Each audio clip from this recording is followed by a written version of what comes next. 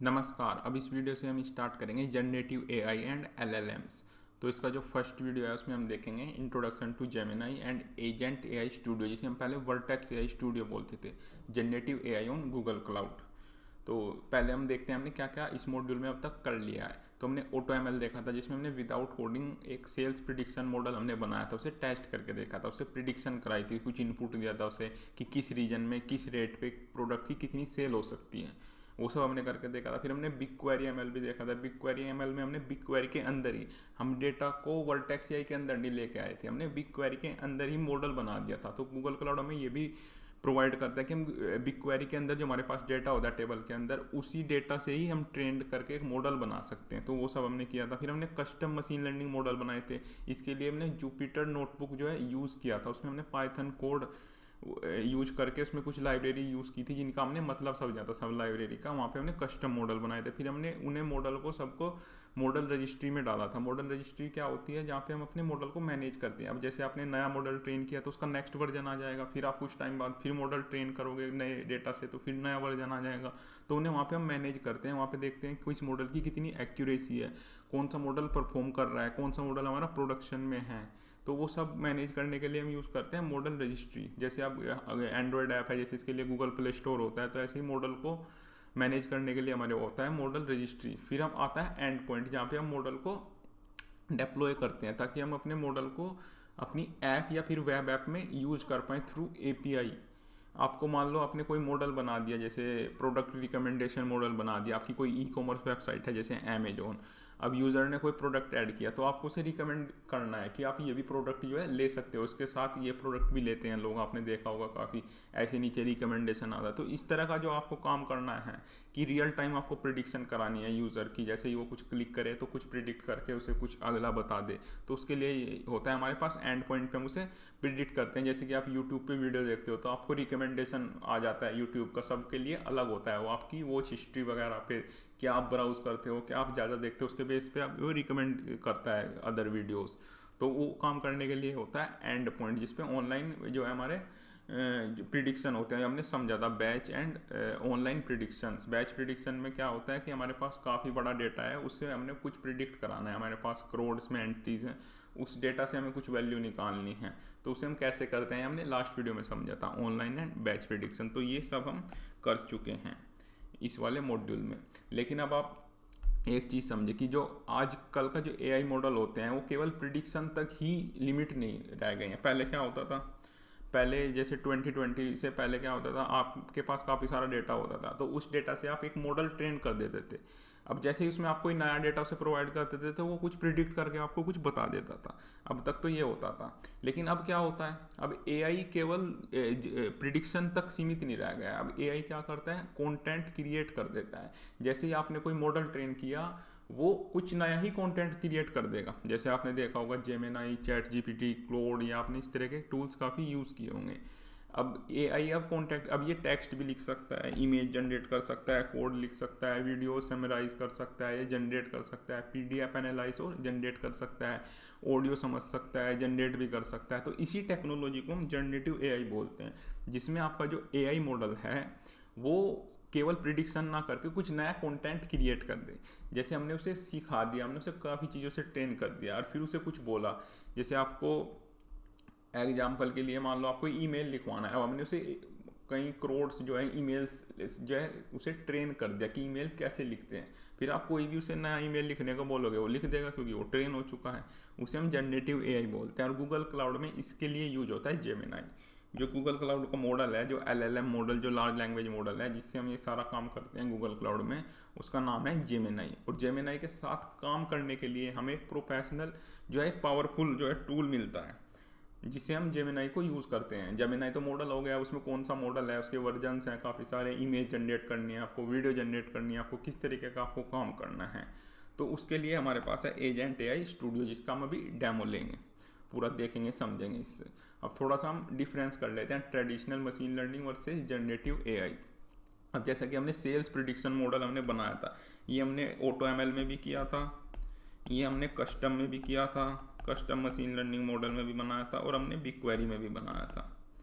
अगर आप स्टार्टिंग से फॉलो करते हुए आ रहे हैं तो हमने सब जगह जो है अपने सेल्स प्रिडिक्शन मॉडल बना के देखा था। इसमें हम जैसे इनपुट देते थे प्रोडक्ट, रीजन और प्राइस, तो हमें एक्सपेक्टेड क्वांटिटी बता देता था कि हमारी कितने प्रोडक्ट इस रीजन में सेल हो सकते हैं, ताकि अब हम अपना स्टॉक मैनेजमेंट वगैरह अच्छे से कर पाएँ। ऐसा ना हो कि हमारा स्टॉक ही ना रहे। तो किस प्रोडक्ट की आने वाले टाइम में कितनी डिमांड होने वाली है, तो वो डिमांड जो है हमारी प्रिडिक्ट करके बताता था मॉडल। लेकिन जनरेटिव एआई में क्या होगा, उसमें इस तरीके का काम नहीं, उसमें प्रिडिक्शन नहीं केवल होंगी, वो क्या करेगा, वो नया कंटेंट ही जनरेट कर देगा। जैसे उसमें आप इनपुट दोगे right a professional email for a customer, तो वो आपकी ईमेल लिख देगा।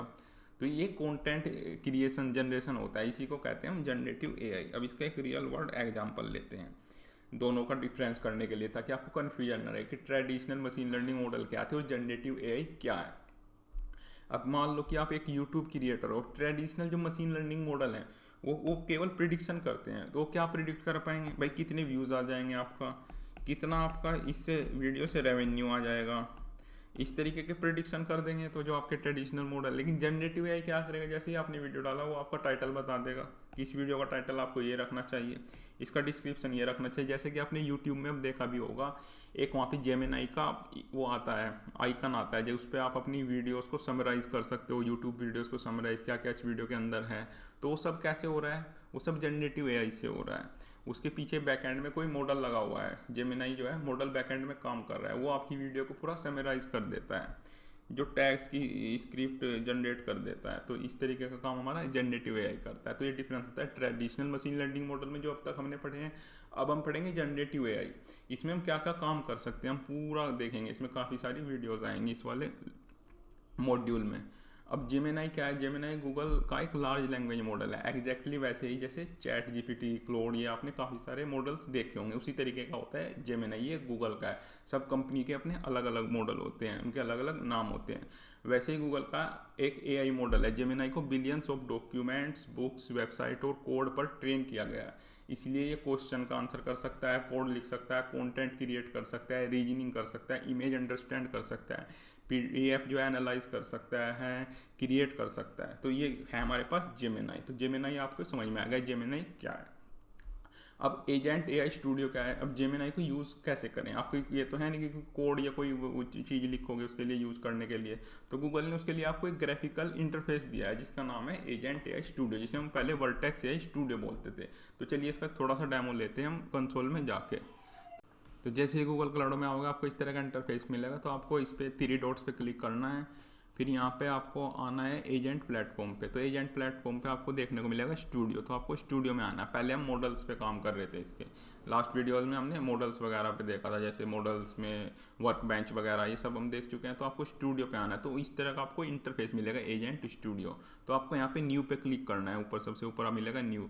तो ये इतनी तरह के आप काम कर सकते हो। तो हम इसमें चैट करके देख रहे हैं, इसमें हम केवल इसका एक इंट्रो ले रहे हैं, फिर नेक्स्ट वीडियो से हम इसे यूज करना स्टार्ट करेंगे। तो इस तरीके के आपका पूरा इंटरफेस इसमें देखने को मिलेगा। यहाँ पे आप अपनी प्रॉम्प्ट लिख सकते हो। प्रॉम्प्ट किसे बोलते हैं, जो हम इन जैसे एलएलएम ये मॉडल्स होते हैं, इन्हें हम इनपुट जो देते हैं उसे हम प्रॉम्प्ट बोलते हैं। इन्हें जो इनपुट हम देते हैं उसे हम प्रॉम्प्ट बोलते हैं। तो थोड़ा सा इसके बारे में देख लेते हैं, फिर हम इसमें प्रॉम्प्ट देना जो है स्टार्ट करेंगे। जो हमारा नेक्स्ट वीडियो होगा पूरा प्रॉम्प्ट इंजीनियरिंग के ऊपर होगा कि किस तरीके से हम जो इन मॉडल को अपना इनपुट देते हैं ताकि हमें आउटपुट जो है काफ़ी अच्छा मिले। इसमें भी ऐसा नहीं है कि आपने कुछ भी लिख दिया इसमें और ये आपको एक बहुत अच्छा आंसर दे देगा। उसके एक पर्टिकुलर फॉर्मेट और एक तरीका होता है, वो हम नेक्स्ट वीडियो में जो है देखेंगे, प्रॉम्प्ट इंजीनियरिंग। तो प्रॉम्प्ट जितना बेटर होगा रेस्पॉन्स भी आपका उतना बेटर होगा। इसमें क्या एग्जाम्पल से आप समझते हैं। अब जैसे आपने प्रॉम्प्ट दिया कि एक्सप्लेन एआई, आपने बस इतना लिख दिया तो वो अपने तरीके से बता देगा। लेकिन आपको एक बहुत अच्छा आंसर चाहिए तो आपको पूरा लिखना पड़ेगा। Explain artificial intelligence for class 10। अब मान लो आप किसी 10th के स्टूडेंट के लिए जो है डेफिनेशन आपको चाहिए कि जो 10th क्लास का बच्चा है वो समझ जाए जो उसका आंसर है। तो explain artificial intelligence for class 10 student using real life example in Hindi. तो आपको इस तरह के जो है प्रॉम्प्ट देने होते हैं, इसी को प्रॉम्प्ट इंजीनियरिंग कहते हैं। नेक्स्ट वीडियो में इसकी पूरी डिटेल में जाएंगे हम कि कैसे क्या क्या होता है प्रॉम्प्ट इंजीनियरिंग। तो जो हम प्रॉम्प्ट देंगे वो एक डिटेल्ड होता है कि हम पर्टिकुलर क्या चाहते हैं, उसे किस लैंग्वेज में चाहते हैं, किस फॉर्मेट में, और किस मतलब क्या हम खुद क्या हैं। मतलब जैसे एज ए इंजीनियर हैं हम। अब मान लो एक्सप्लेन एआई, अब वो एक नॉर्मल बंदा है जिसने अब तक कोई टेक्नोलॉजी का टी भी नहीं सीखा है, मतलब जिसे कोई टेक्नोलॉजी का कोई नॉलेज ही नहीं है। अब उसे एक्सप्लेन करना और एक इस जिसे बहुत अच्छी नॉलेज है उसे एक्सप्लेन करना, तो सबके लिए जो है रिजल्ट अलग होगा। तो हमें उसे पूरा बताना पड़ता है कि किस पर्पज़ से आपको जो करना है, क्या आपकी प्रीवियर नॉलेज है वो भी आपको बताना होता है। तो उससे जो है आपके रिजल्ट काफ़ी अच्छे आते हैं, फिर वो कस्टमाइज होकर आपके पास रिजल्ट आते हैं। तो अभी इसमें हम करके देखते हैं, थोड़ा सा इसका डेमो लेके हम जो है देखते हैं। अब जैसे आपको प्रॉम्प्ट यहाँ पे देना है, अब यहाँ पे आपको राइट हैंड साइड पे यहाँ पे सारे मॉडल्स वगैरह देखने को मिल जाएंगे। यहाँ पे जेमिनाई के कौन कौन से मॉडल अवेलेबल हैं, जैसे आप इस पे यहाँ पे आओगे तो यहाँ पे आपको पूरा देखने को मिल जाएगा कौन से आपके पास लेटेस्ट हैं और कौन से मॉडल से आप क्या क्या कर सकते हो, किस डेटा पे वो ट्रेन हुआ है, मतलब उसका यूज केस। जैसे आप ये वाला देख सकते हो 3.5 जो फ्लैश है, processing data with images and text, coding problems, web research and application testing. अब ये जो जेमिनाई 3.1 फ्लैश लाइट है, लार्ज स्केल डेटा प्रोसेसिंग। अब इनका सबका अलग अलग लॉजिक है, कौन सा मॉडल किस पर्पस से बना हुआ है वो यहाँ पे आप देख सकते हो। तो आपके यूज केस के हिसाब से डिपेंड करेगा कि आपको कौन सा करना है। जैसे 3.1 जो प्रो है वो software engineering serving as a one of the core intelligence for advance coding and development environment, data analysis and research. तो इनकी सबकी प्राइसिंग अलग अलग होगी। आप यहाँ पे व्यू प्राइसिंग पे क्लिक करके देख सकते हो। इनकी सबकी जो प्राइसिंग होगी, प्राइसिंग बेस्ड होती है कि आप कितना इनपुट दे रहे हो, कितना आउटपुट ले रहे हो, मतलब कितनी बार आप मॉडल को रन कर रहे हो, उसके हिसाब से आपकी प्राइसिंग होगी। जैसे नैनो बनाना आपने देखा होगा, ये इमेज जनरेशन का है, तो इस तरीके से आपको यहाँ पे जो है मॉडल देखने को मिल जाएंगे। तो अब तो हम ये फर्स्ट वाला यूज़ कर रहे हैं 3.5 फ्लैश, तो इस पर आपको क्लिक करना है तो ये आपका यूज हो जाएगा। फिर कुछ प्रॉम्प्ट देखते हैं, जैसे explain cloud computing in Hindi. तो आपको यहाँ पे जैसे आपने ये इस तरह के काम किए भी होंगे, लेकिन जो नॉर्मल वो होता है जैसे जेमिनाई या चैट जीपीटी, उसमें तो आपको इतना कस्टमाइज वगैरह नहीं कर सकते आप, उसमें तो जो यूज है वही कर सकते हो आप। अब ये देखो, अब ये हिंदी में आपके पूरा जो है इसने आंसर जो है दे दिया इसने। अब ये इतने तरीके के आंसर दे दिया आपने, क्लाउड कंप्यूटिंग क्या होता है, ये पूरा आंसर आ गया हिंदी में। और अब इसके में कुछ आप सेटिंग्स भी कर सकते हो कि जो आपका आंसर है वो कितना बड़ा हो, है ना, उसकी एक्यूरेसी कितनी हो। तो उस तरीके से आपको फिर मॉडल सेटिंग में इसे आपको ओपन करना है। यहाँ पे जैसे ही आप ओपन करोगे तो आपको 2-3 पैरामीटर यहाँ पे देखने को मिले हैं, है ना। एक तो टेम्परेचर मिलेगा, एक टॉप पी मिलेगा, एक आउटपुट टोकन लिमिट मिलेगा, कितने कैरेक्टर में आपको आंसर चाहिए। जैसे इसमें तो मैक्सिमम हो रखा है, तो इसे आप कम कर सकते हो, तो आपका जो आंसर है वो काफ़ी छोटा आएगा फिर, क्योंकि ये इस पर भी आपकी प्राइसिंग डिपेंड करेगी। जितने आउटपुट, जितना बड़ा ये आउटपुट देगा या जितना आप इसे इनपुट लोगे तो उतनी ही आपकी कॉस्टिंग आएगी। फिर इसकी कॉस्टिंग डिपेंड करती है कि कितने टोकन का आउटपुट आएगा। तो आउटपुट टोकन का मतलब होता है कि जो आपका आउटपुट होगा वो कितना बड़ा होगा। दो चीज़ आपको और देखने को मिलेगी, एक टेम्परेचर मिलेगा, एक आपको टॉप पी मिलेगा देखने को। अब इनका हम थोड़ा मतलब समझ लेते हैं कि क्या तो टेम्परेचर होता है। जैसे टेम्परेचर की वैल्यू आप दे सकते हो 0 से 2 तक, अब इसमें बाय डिफ़ॉल्ट 1 दी हुई है। टॉप पी की वैल्यू दे सकते हो आप 0 से 1 तक, जैसे 0.5, 0.6, 0.7, 0.95 इसमें बाय डिफ़ॉल्ट गिवन है। तो इन दोनों का मतलब हम अभी समझते हैं, इन दोनों का क्या मतलब होता है। अब टेम्परेचर डिसाइड करता है एआई कितना क्रिएटिव होगा। अब इसका मतलब क्या है, अब जैसे ही टेम्परेचर मान लो आपने 0 के आसपास सेट किया, 0.1, 0.2, 0.3, तो वो एक्यूरेसी उसकी ज़्यादा होगी लेकिन वो क्रिएटिव नहीं होगा। वो यूज केस होता है जैसे कोडिंग, मैथ्स, इस तरह का अगर आप काम कर रहे हो तो इसमें आप टेम्परेचर कम रखोगे, क्योंकि कोडिंग में कुछ भी अगर एरर आता है कोडिंग में तो आपका पूरा जो प्रोग्राम है वो कैंसिल हो जाएगा। तो ये तो होता है कोडिंग में। और मैथ्स में जैसे आपको कुछ कैलकुलेशंस वगैरह करानी है या इस तरीके करानी है तो हम टेम्परेचर क्या रखेंगे, कम रखेंगे। जिसमें हम रियल कुछ काम करना चाहते हैं, कोई कैलकुलेशन करना चाहते हैं, कोई कोड लिखना चाहते हैं, तो उसमें हमारा टेम्परेचर होगा कम। और हम कुछ जैसे story writing, poetry, marketing, content, इस तरह का कुछ करना चाहते हैं तो उसमें टेम्परेचर होगा हमारा हाई। तो जिसमें हम क्रिएटिव कुछ काम करना चाहते हैं, कुछ नई चीज़ जनरेट करना चाहते हैं, तो उसमें हमारा टेम्परेचर हाई होगा। और आउटपुट टोकन तो हमने समझा ही है, डिसाइड करता है कि मैक्सिमम रेस्पॉन्स कितना बड़ा हो सकता है। तो ये चीज़ है। अब हम देखते हैं इसमें टॉप पी क्या होता है। अब टॉप पी एक सैम्पलिंग पैरामीटर है जो डिसाइड करता है कि एआई नेक्स्ट वर्ड चूज़ करने के लिए कितने पॉसिबल वर्ड कंसिडर करेगा। इसको न्यूक्लियस सैंपल भी कहा जाता है। इसे थोड़ा ध्यान से समझो। अब मान लो जो एआई है वो एक कोई सेंटेंस बना रहा है, कोई सेंटेंस जो है जनरेट कर रहा है वो, जैसे गूगल क्लाउड इज़, अब उसके पास काफ़ी सारे वर्ड हैं इसके बाद लिखने के लिए। मान लो उसके पास जैसे ओसम ए हो जाएगा, एंड वेरी, बिकम, तो इतने सारे उसके पास वर्ड हैं लिखने के लिए, काफ़ी सारे वर्ड हैं उसके पास चूज़ करने के लिए। अब वो कौन सा वर्ड चूज़ करेगा, मॉडल के अकॉर्डिंग नेक्स्ट वर्ड की प्रोबेबिलिटी कुछ इस तरह है। मान लो ओसम के लिए उसकी 40% प्रोबेबिलिटी है, इसकी 30% है, इसकी 15% है, वेरी की 8% है, बिकम की 4% है, यूज़ की 3% है।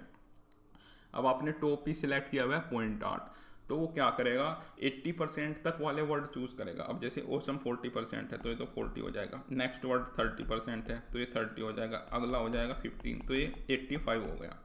अब हमने सेट किया हुआ है 0.8, इसका मतलब 80%, तो ये नीचे वाले जो 3 वर्ड हैं इन्हें कर देगा रिजेक्ट। अब मान लो ये हमने अगर 0.8 की जगह 0.9 किया होता, 0.9 में फिर वेरी भी आ जाता, फिर ये +9 अब हो जाता है। अब भी ये वाला होता तो इस तरीके से होता है। मान लो इसे 0.95 हमने कर दिया तो ये इसे 15 में आप 85 में 9 ऐड करते तो ये 94 हो जाता, तो फिर ये नीचे वाला भी वेरी वाला भी जो है सेलेक्ट कर लेता। तो टॉप पी का मतलब होता है जैसे जो नेक्स्ट वर्ड है वो कहाँ तक आएंगे, मतलब आप टॉप पी अगर ज़्यादा रखोगे तो वो ज़्यादा क्रिएटिव होगा, उसके पास ज़्यादा ऑप्शंस होंगे चूज़ करने के लिए। अगर टॉप पी कम होगा तो उसके पास ऑप्शंस ही कम होंगे चूज़ करने के लिए। मान लो आपने टॉप पी कर दिया 0.1 तो पहला वर्ड ही चूज़ कर लेगा, उसको वो ये वाले ऑप्शन में ही नहीं रखेगा। अब टॉप पी तो डिसाइड करता है कितने वर्ड ऑप्शन में होंगे, ये तो टॉप पे डिसाइड करता है। अब फिर वो जो वर्ड होंगे उनमें से कौन सा चूज़ करना है वो डिसाइड करता है आपका टेम्परेचर। तो यहाँ एआई कंसिडर करेगा, जैसे आपने 88.8 रखा तो ये 3 वर्ड ही जो है वो कंसिडर कर देगा, लास्ट के कर देगा तीनों इग्नोर। अब टेम्परेचर डिसाइड करता है एआई कितना रैंडम बिहेव करेगा। टेम्परेचर तो ये डिसाइड करता है आपका कि टॉप पी ने तो क्या कर दिया, उसे 3 वर्ड चूज़ करके दे दिए। अगर आपने टॉप पी और कम रखोगे आप तो कम वर्ड कर चूज़ करके देगा, मतलब टॉप पी जितना ज़्यादा होगा उतने ही ज़्यादा वर्ड वो चूज़ करेगा, टॉप पी जितना कम होगा उतने ही कम वर्ड वो चूज़ करेगा, उस पर ऑप्शन ही नहीं होंगे। फिर उनमें से कौन सा चूज़ करना है वो टेम्परेचर डिसाइड करेगा। टॉप पी डिसाइड करता है एआई के पास चूज़ करने के लिए कितने वर्ड अवेलेबल होंगे, तो कितने वर्ड उसके पास चूज़ करने के लिए अवेलेबल होंगे टॉप पे डिसाइड करता है। कौन सा वर्ड चूज़ होगा वो टेम्परेचर डिसाइड करता है। टेम्परेचर की वैल्यू आप जितनी ज़्यादा रखोगे उतना ही वो क्रिएटिव होगा। एक्यूरेट थोड़ा हो सकता है कम हो, लेकिन वो फिर जो है क्रिएटिव ज़्यादा हो जाएगा। तो ये काम करते हैं हमारे टॉप पी और जो है टेम्परेचर।